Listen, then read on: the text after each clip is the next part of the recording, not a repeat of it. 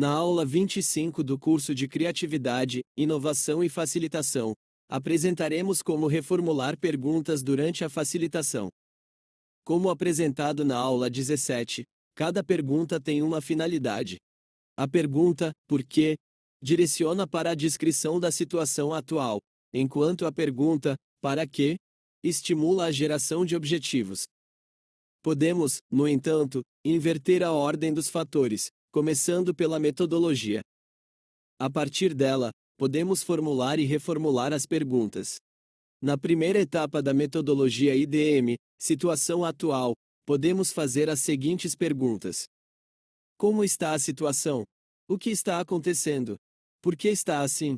Essa é a sequência que utilizamos em nossas facilitações. Na etapa de objetivos do IDM, aplicamos as seguintes perguntas, nesta ordem: como você quer estar no futuro? O que você quer realizar?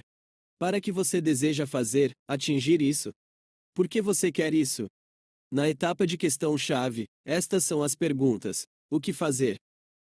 O que está impedindo? Por que está assim?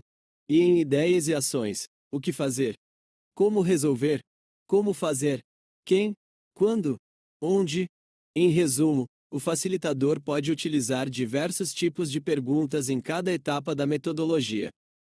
Com a prática e a experiência, ele perceberá quais são as melhores formas de perguntar.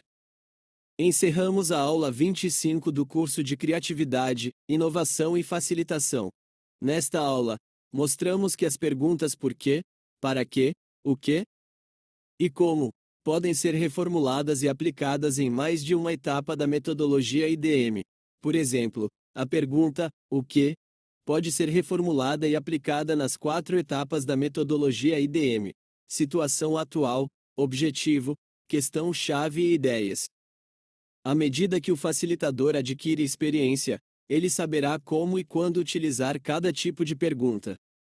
Por isso, é importante estabelecer uma metodologia principal para depois definir as perguntas. Até a próxima aula!